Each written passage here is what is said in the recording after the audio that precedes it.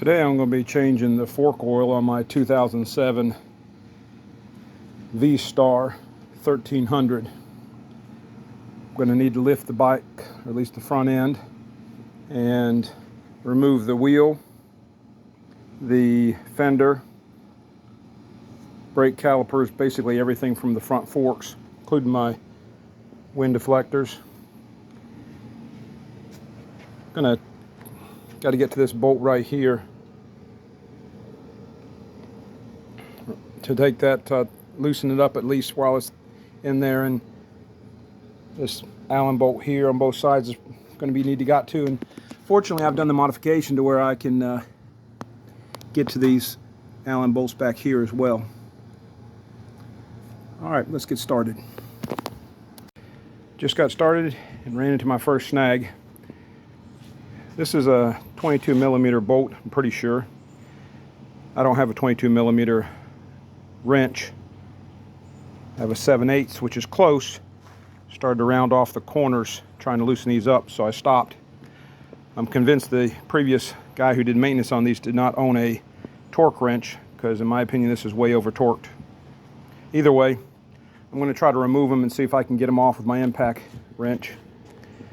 Start out by taking the front fork pinch bolt out. Allen bolt, 6 millimeter. Got that pinch bolt loosened. Now the front axle has got to come out. 19 millimeter socket. Got the axle out, but the front wheel does not want to come out between the brake calipers. So take out the brake calipers first. 12 millimeter socket. 2 bolts, one here and one up here. Gonna need to get rid of this, move this out of the way.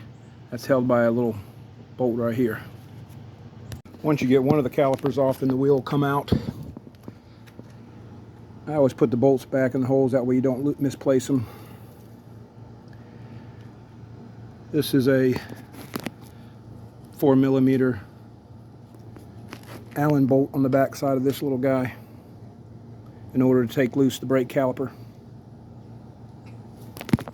Got both the brake calipers off. I like to support them, hang them from the engine guards rather than letting them hang on the lines. Next, 12 millimeter bolts to hold the front fender on. There's 4 of them up in there. Got the front fender off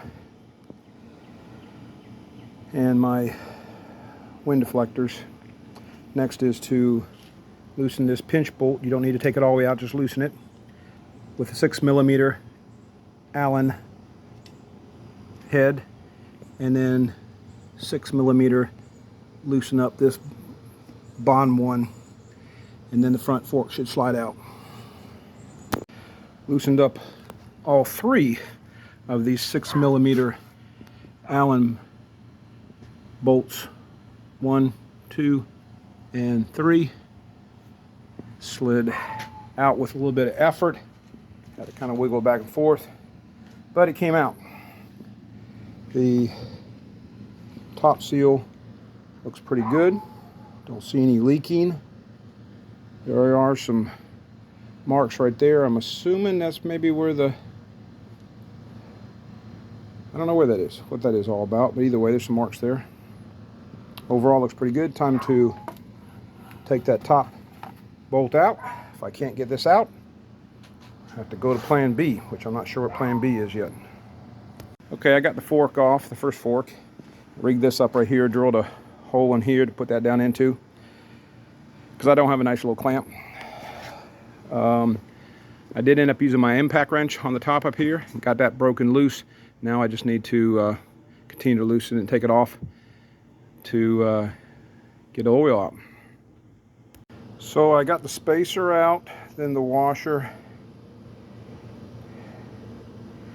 then the spring. Turn the fork upside down, have it draining here. Not sure if that's the original fluid or not. I don't think so, but it's like a real deep purple in color.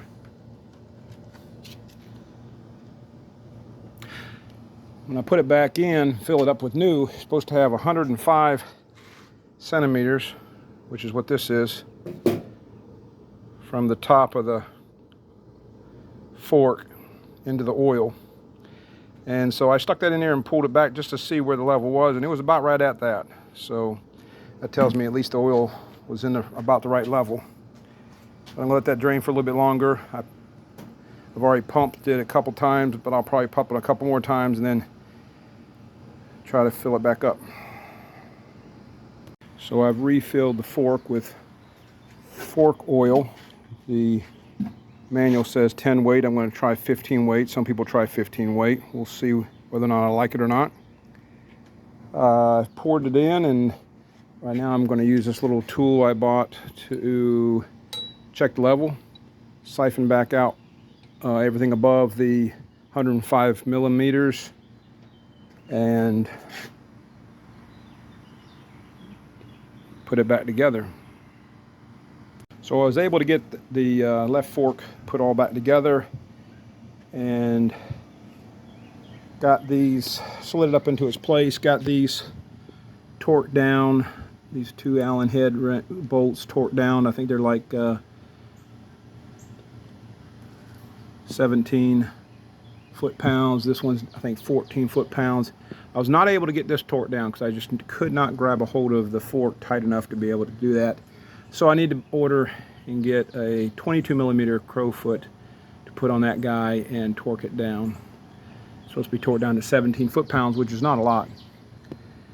But once I get that done, I'll be good to go. Time to do the right fork. Got it all back together. I am not sure how the 15 weight's going to work, but I know I'm still getting a lot of clunking. I haven't test driven it yet, but I might end up going to Progressive Springs.